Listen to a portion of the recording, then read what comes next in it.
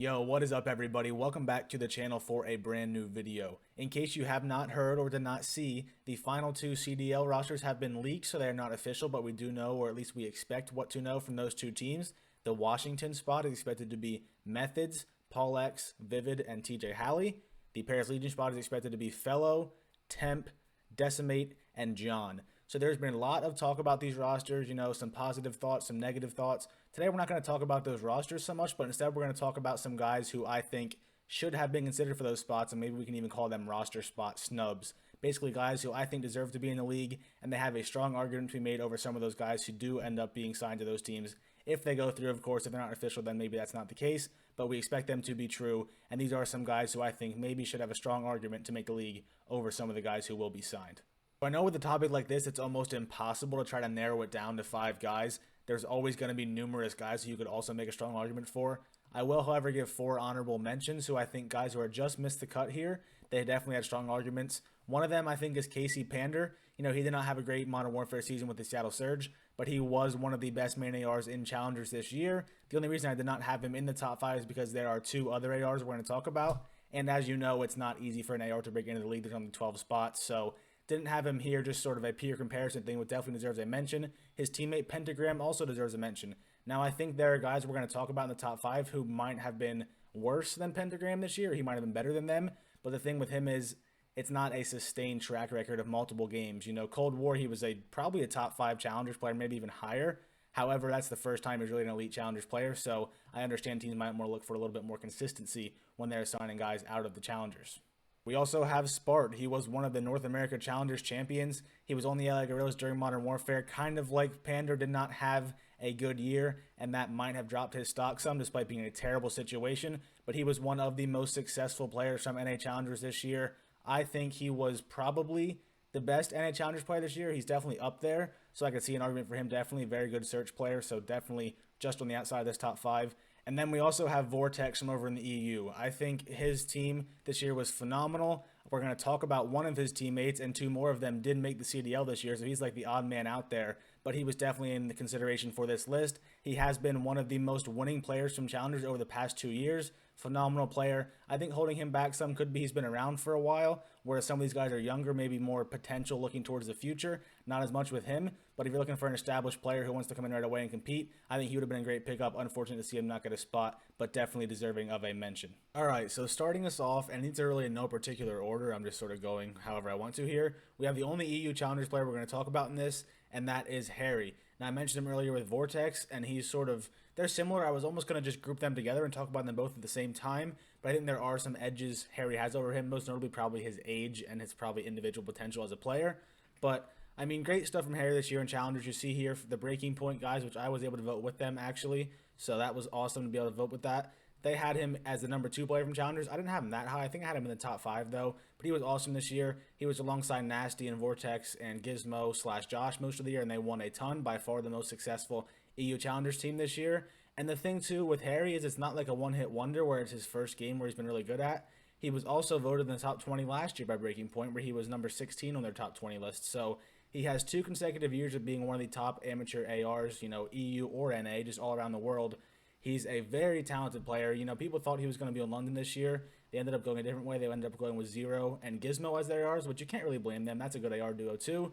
So unfortunately for Harry, he did not get his spot yet, but I think he will soon. He is a very talented player. I'm excited to see him in the league sooner than later. I hope somebody gets him as a substitute.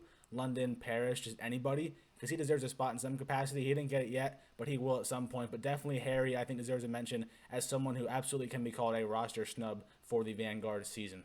Next up, we have another main AR I've been talking about for a while now, if you follow along with my channel, Tom Gravity. Unfortunate for him, I just can't believe we still have not seen him on a CDL team yet. The best main AR in Challengers this year, in my opinion, right up there with Casey Pander, definitely at least on the NA side. And the thing with Tom Gravity is that it has not just been a one-time thing for him, sort of like with Harry, but even longer. He won a lot this year, with that Western team in the beginning of the year. Definitely had a lot of wins and a lot of good placements in Cold War. Go back to Modern Warfare, same thing.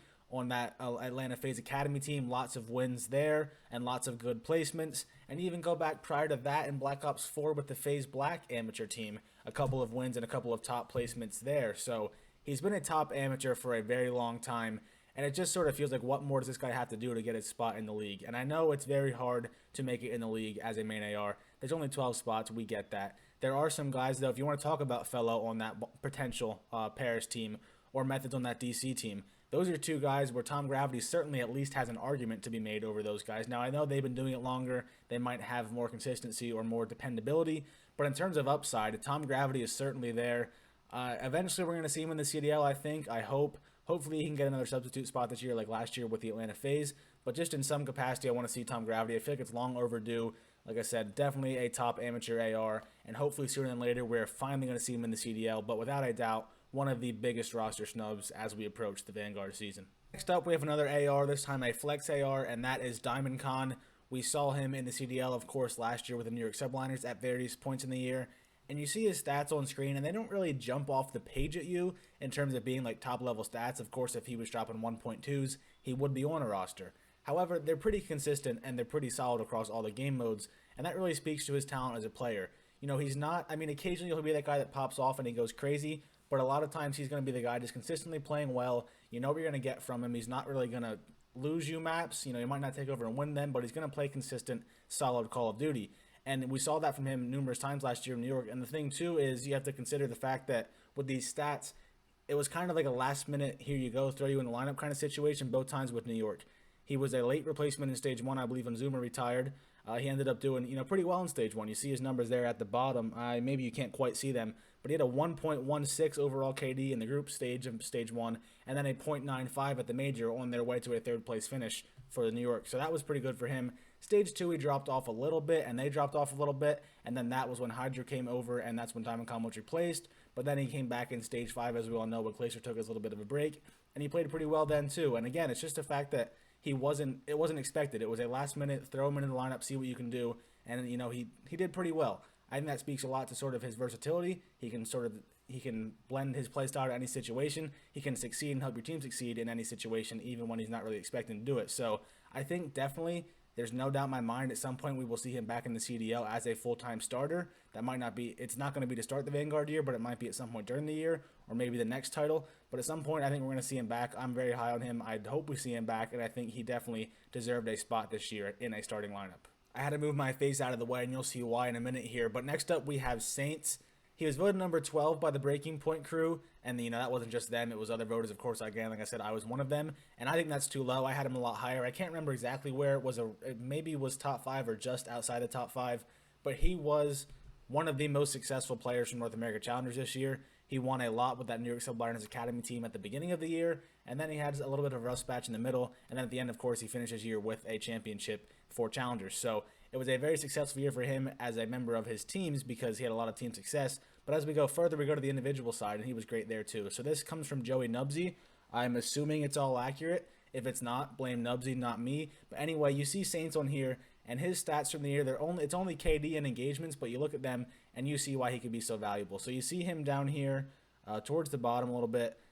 Overall KD 1.13. That is the highest of all Challengers SMGs this year in North America, at least of the ones listed here. I guess it's 20 of them, so it's a decent sample size, And then also his engagements are pretty high too. His 173 average engagements, that is number 6 of all these SMGs. So he's not only playing pretty fast in the top 6 out of 20, but he also has the highest KD coupled with that fast play style. So that's a good combination, If you play a little bit slower, you're expected to have a high KD, but if you play fast and you maintain the high KD, that's perfect. And then he also has his kills, so basically like a Slayer rating of how many kills he would average in a 5-map series, hardpoint kills per 10 minutes, search kills, that kind of thing. 92, that is number 1 of all these SMGs. So getting a lot of kills, getting a lot of engagements, and winning a lot of engagements, all of that Saints was doing this year, along with being a good member of his teams and having a lot of team success. So he just has so much going for him. He's been around the scene for so long now. You know what you'll get with Saints. I have no idea how he's not on a team yet. When I think about some of these guys that have been signed, like a John, I guess him and Saints are pretty similar. They're, a little bit older. They've been around for a while, but I think Saints definitely has more upside at this point in his career. I really do think that. Maybe I'm in the minority there. I don't know. But even TJ Halley on that potential DC team, I think Saints has more upside there. They're kind of similar players, like good at search, smart, or maybe not smart, but like dirty work kind of players. But I think Saints offers more upside as a Slayer. I don't think TJ's been much of anything the past couple of years. So unfortunate for Saints to not see him on a roster yet. Hopefully we do at some point. He definitely, of all these guys, might be the most deserving of a roster spot. Last but not least, we have Scraps, and this one's a weird one to me. I don't know what it is with Scraps. For some reason, he's not in the league this year. I don't know if he wants to play, maybe he doesn't want to, but he's a tough one for me to not see in the league. I think of everybody who played last year and didn't retire, who does not have a roster spot this year, I think he's by far the best. I was surprised not to see him get an offer if he didn't get an offer. Again, I don't know for sure. Maybe he didn't want one, but sorry if I just made a loud noise there. His numbers were pretty good, and you have to sort of contextualize them some. So you see his numbers for the year. They're not crazy. They don't really jump out. They're okay. But when you look down at the bottom, towards the beginning of the year, Scraps was playing very well. Like, he was clearly the best player on Paris, in my opinion, and he was probably a top 15 to 20 player in the league back stage 1, stage 2. And then the year went on for Paris, and some rough spots happened. They had some team changes. Their team success was certainly not there, despite some individual success for some of their players. It was a rough season for them, and by the end, I think it's safe to say Scraps and some others just sort of checked out. And you can see his numbers really fell off towards the end of the year, but I don't blame that. I mean, obviously I blame that on him some. It's not making excuses, but I think when he was in the right state of mind and his team was doing well, he was in a good environment, he was playing very well. So I think if he was in a good environment again this year, he still has a lot of good COD left in him. He's also very versatile. He can run an AR or an SMG. I think in Cold War he was probably a little bit better with an AR, but over previous titles he was better with an SMG, so he can do that. He's also been around for a little while now, so you know what you're going to get with him. It's sort of like, you can't really say friendship league because he has friends in the scene too. He's been around for a while. He was with FaZe, so he's popular in the scene. He has all this stuff going for him, but for some reason he didn't have any offers. So again, I don't know if it's maybe an attitude thing or he didn't want to. Maybe he wants to stream with his brother. I don't know. But if he wants to have a spot, I think Scrap certainly deserved one. And I hope if he wants to keep competing, we will see him back at some point in the future because he definitely still has a lot to give, in my opinion. So that's going to do it for the video. If you enjoyed, let me know by leaving a like down below and leave a comment as well with some guys that you think were snubbed off of CDL rosters for the Vanguard season. And also subscribe to the channel if you want to see more videos like this one from me in the future. Your support in these videos really does mean a ton to me. So I hope you enjoyed the video. I hope you had a good day today. And I'll talk to you guys in the next video.